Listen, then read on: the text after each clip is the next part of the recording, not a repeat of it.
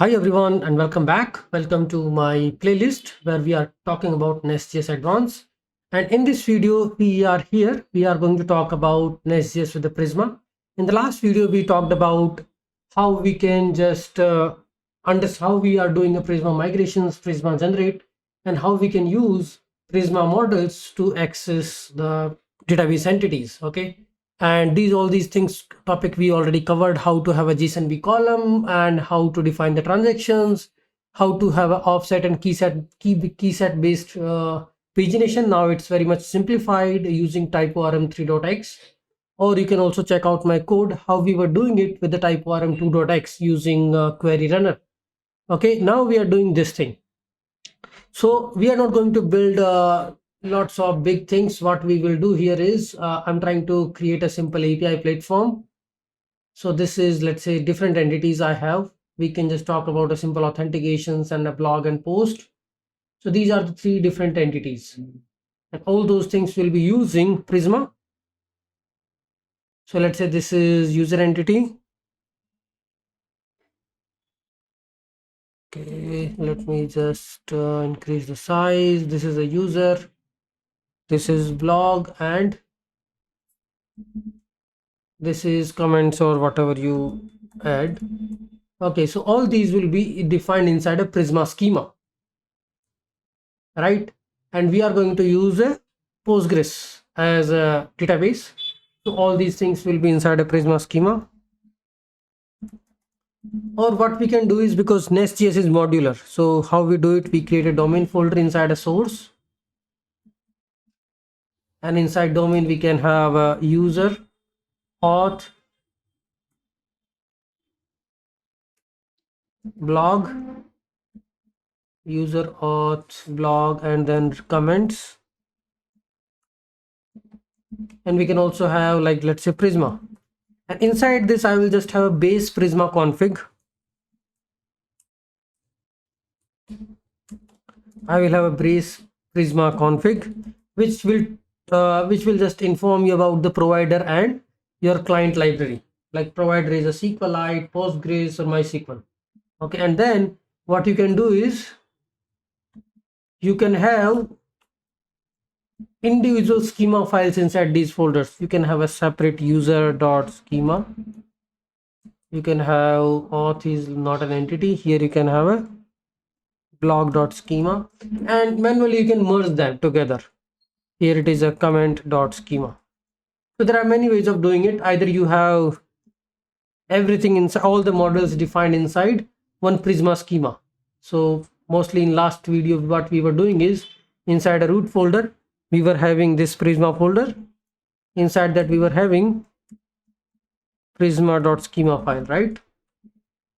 That contains your providers and all the models. But you can also just like isolate and can have their own schema files, and then you have to merge it together, right? This Prisma folder will have the Prisma schema files, Prisma module, Prisma service to initialize the database connection. So it will have a Prisma service, Prisma module, all the basic stuff we can have inside this folder, Prisma folder. And comments will have its own comment schema, and then we will merge all these together inside source domain. Then rest all the things you have a database, logger, config, and all. But this is how we are going to do. We are going to write authentication APIs, which is going to return you the token, and then we can write some middleware and some GWT based token strategy, like local strategy and authentication strategy. Local strategy will take username, password. We will access a user service, and all those things, like all the controllers and service, whatever you are going to write, they all going to use services, right? They all going to use this particular service. They are going to use a Prisma client at the end, right? Prisma client will help you to access these particular database tables, user, blog, comments, and all. So you just inject the Prisma client, and then this dot Prisma client dot model, this dot Prisma client dot user, this dot Prisma client dot blog, this dot Prisma client dot comment. This is how you will access them, and this is going to interact with your database. And we already know how to do the migrations, using Prisma. We define the schema files and we can run the migration. So I'm not going to just talk about the APIs because I think you're already aware how to build the API platform. Here my focus more is on the Prisma side, how we are doing how we can split the Prisma schema, how we combine them, and how we are interfacing with the Prisma client library to access the data. Rest all authentication I have done many times, building the authentication service using nestjs, TypeORM, nestjs, MongoDB and all. Okay, let's get started on that. So what we are going to do, we are going to play with this example. Okay, I mean, this is the code which I have already written. I mean, I can just walk you through some code snippet, but I have already built authentication service many times and it's really boring. So I'm not going to do it again. My focus more is on understanding the Prisma. So you can see here, I don't have a Prisma at the root. I try to split the Prisma schema from the base schema to the further, right? So here I just have a base schema in the Prisma folder, which is inside source. And then I do have a Prisma schema like category schema.schema. And then I do have inside post.schema. I have it. Okay, it should be inside a user schema, address schema. And then I'm trying to combine all these schema together. And how I'm doing it, you can do it with some script like here I'm doing it with this npm run generate schema. If you want to just combine all of these together, this is the optional step. I mean, I won't recommend you to do it. So generate schema. Okay, Prisma is not a folder, so what we can do is create a Prisma folder, and then I think we can also create a schema.prisma file, and I will run this script again. So you can see schema.prisma has been generated. I can just a little bit correct this thing. So on the fly you can just do it. It's just like concatenating the files, nothing much important. Otherwise you can have a single config file also, single schema file also, that will help you. So database URL, I don't have any migrations, so I will just try to, first of all, I can do pnpm install. Let's see if we already have the Prisma client already there, and then npx Prisma generate. Okay, there is some error, and how we can know that? Because there is a model user, and do we have post model defined somewhere? Oh, that's missing. So this is an error, right? So model post is not has not been declared anywhere. So what I will do is model post, and I will just try to have an ID, auto incremented ID, and then name string, basic things. Now the source DB cannot be defined because, okay, that's fine, we have data source. Now if I try to do generate, still there is a problem. Okay, error validating. So this is a Prisma schema file. So it is validating the format, and we actually concatenated the file and generated this. So it is validating it. So we can just check our Prisma schema file earlier, which we have. So this is the data source, and then generator client, data source DB and generator client, data source DB and generator client. That is correct. Model is there, category, address, user. What is the problem? Error validating the fields post in model category. Yes, I think that's wrong, because we are just defining the relationship but not primary key, foreign key. Address belongs to the user has address ID, and post. For post also we need to associate a relationship. So I will just try to generate. Now this will work, because now, but we are missing some relationships here. User, right?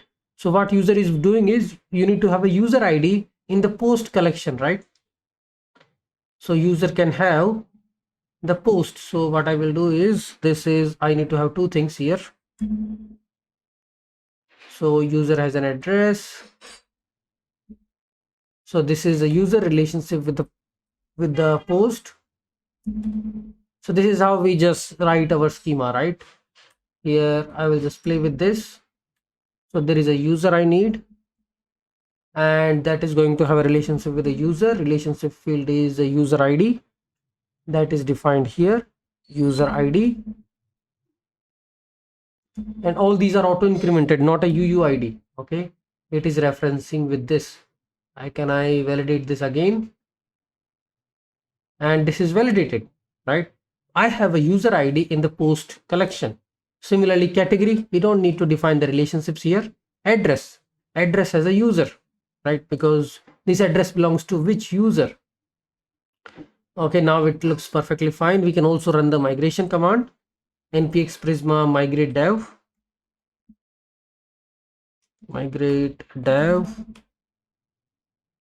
So what it will do is it will just wipe out the database, and I will just say base migration, and it has generated this migration form which contains all the sequels, right? Post, category, address, user, and then it is adding the foreign key, user ID and address ID in the respective tables.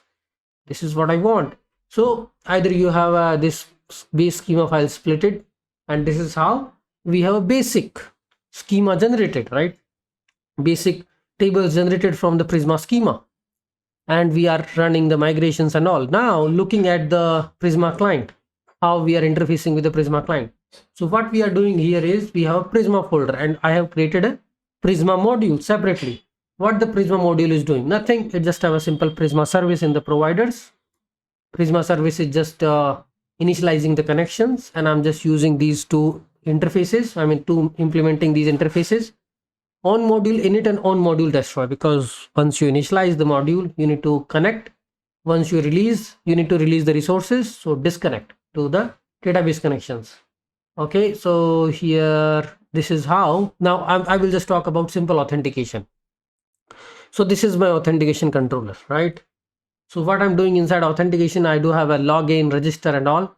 So inside a login, we are using this authentication guard, and you already know how we are doing with the how we deal with authentication in nestjs. We use this passport local strategy, and then once you logged in, we attach this authentication guard. So when you log out, that means you must be logged in first. If you want to get your profile, you must be logged in first. So we are just creating a local strategy and authentication guard. So local authentication guard, what it is doing is it is executing, it is first of all getting your, so here is our local authentication guard, which is getting the email field and the password field. So this is like your local passport strategy, and we are registering this passport module here. You can see gwt module.register async, and from the config module we are passing gwt secrets and gwt expiration time. I mean, this is an asynchronous initialization of a dynamic module, right? We are passing this configuration at the runtime, not a just hard-coded configuration coming from process.env. Now local strategy, it is just checking, okay, email is there, password is there, and then it will validate. So I think before that we should talk about register. Sign up, that's simple. We are just doing authentication service dot register, and what the registry is doing, it's simple, is creating a bcrypt hash of the password, and then it is just what it is doing is user service dot create. We already have a user service.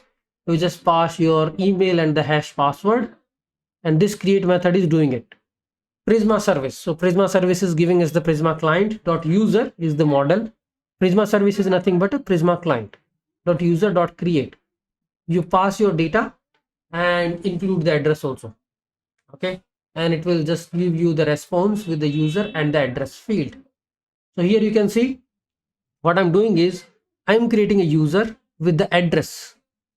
Okay, so here I'm just creating the user with the address, and once I'm trying to fetch, because once the creation is done, I will get the response with the address object. So it's like you don't need to define your relations, what you need to fetch. So that's the beauty of the Prisma. So this is how we are creating it. So what I will do is I will run this example, and let's play with this code.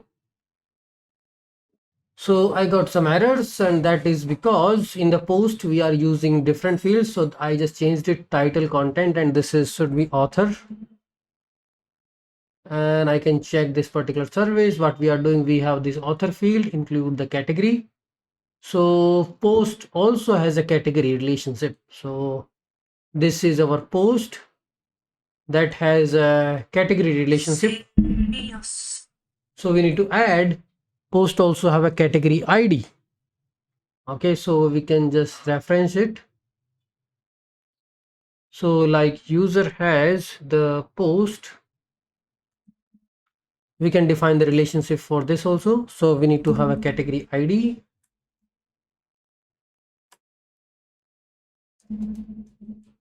So it is going to be referred with category table. And then we also need to have a category ID as a auto incremented ID.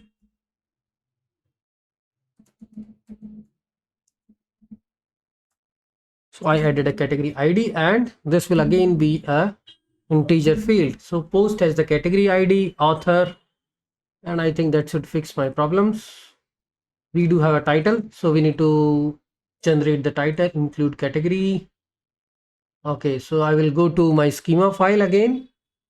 So I do have a category ID, reference with the category, and I mean, why I'm just putting an array, because this category can be assigned to the multiple posts. Like a single user can write a multiple post. So let's show the changes again.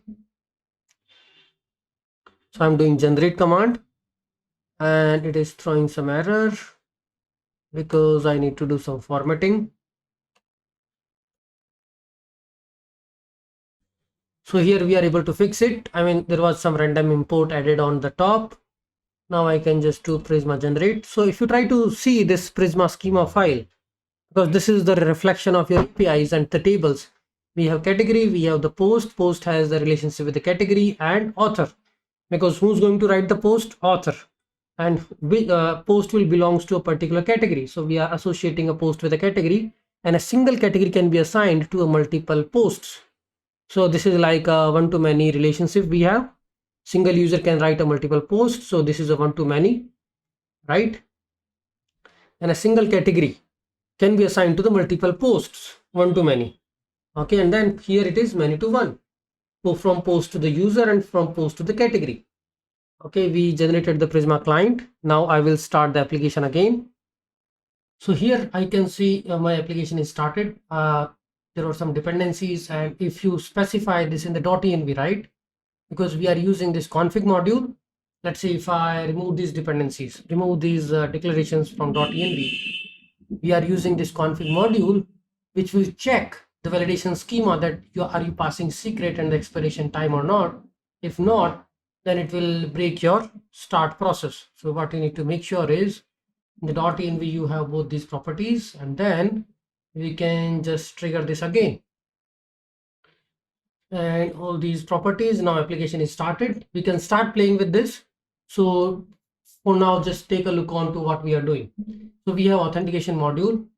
I think I have initialized only authentication APIs, right? What it is doing is authentication module, and it is using user module, passport module, config module, and JWT module to register the JWT process, passport module for having a local strategy, and user module, because in user module we are accessing the user service from the authentication service. That is all about, okay, validating the user, creating the user, and checking if user exists in the database by email.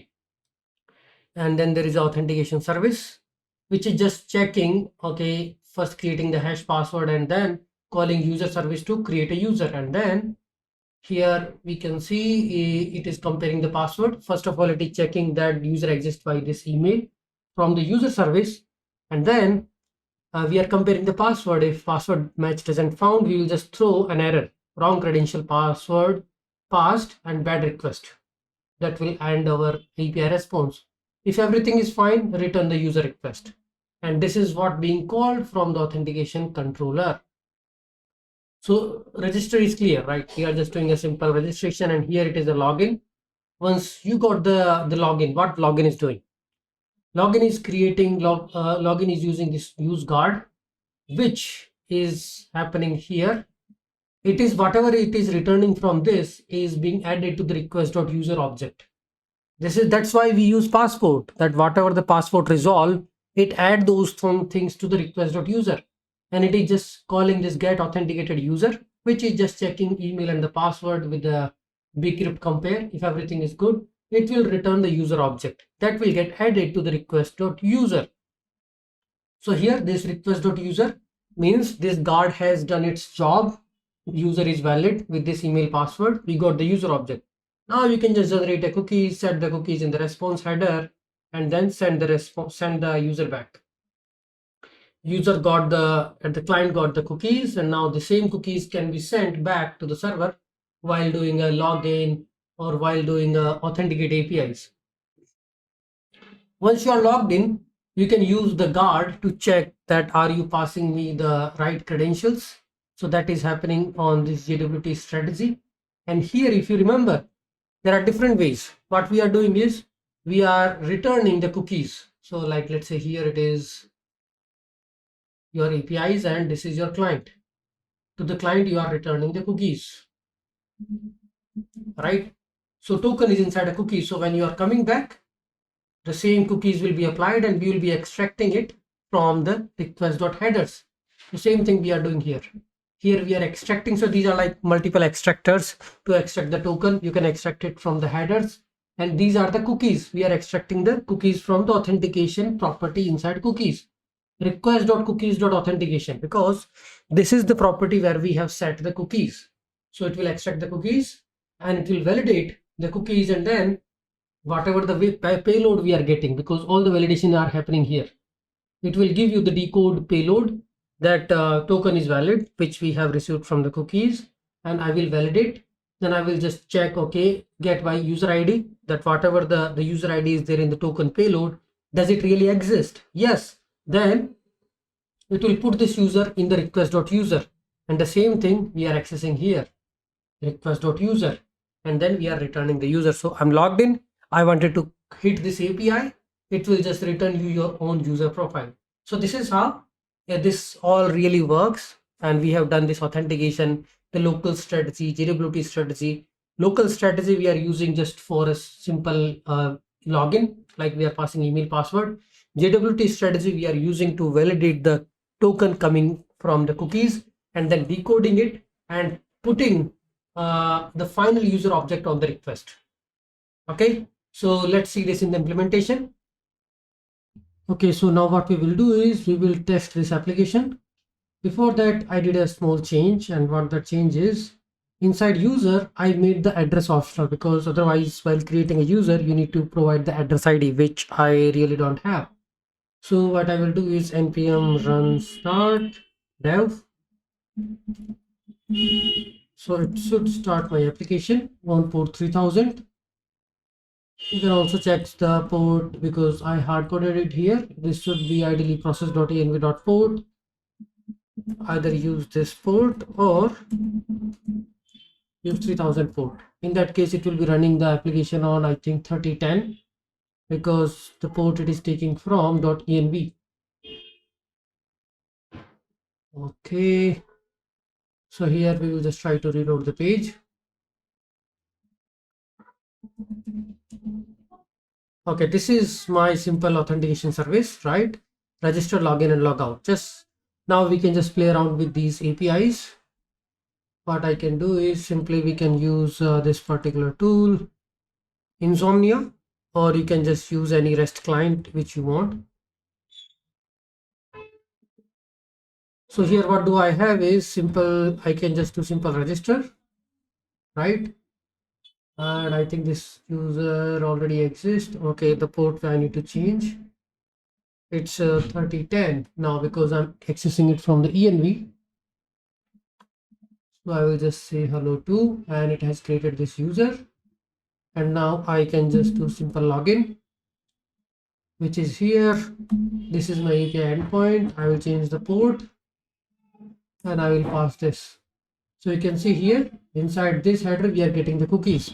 So now if I try to access my own profile, I should be able to fetch my own data. So now here I am able to do the login, simple login, and we are getting these cookies. And here you can do manage cookies, and the same cookies will be sent back whenever you are hitting this particular route. Okay, we don't need a body here. I can send it, and it is giving me 200 status code. The only thing which you need to make sure is the expiry of this token should be enough. Like I put these thousands milliseconds, so it is around like more than 24 hours. And whatever the secrets you are putting, these two parameters are important. And how we are populating these environment variables in the process.env, we are using config module. So config module here is a config module dot for root, right? What this is doing is, this is just a validation schema that when you are initializing the application, both needs to be there in your .env. So by default, whenever you write config module dot for root, whatever you have inside your .env file, it will put all those things inside a process.env, right? This is what we want. Whatever I've defined here, I just need a process.env.database URL, process.env.gd port. All those configurations will be populated because we are using config module.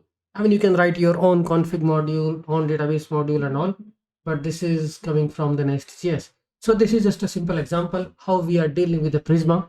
Now in this module 2, where I'm talking about different ORMs, we will talk about other ORMs and the integration with the nestjs. And once we are done, we will deep dive into the module 3, which is more about testing, writing the unit tests, mocking the dependencies, mocking the services and all. That's really nice concept. And then we will talk about nestjs integrations with external services.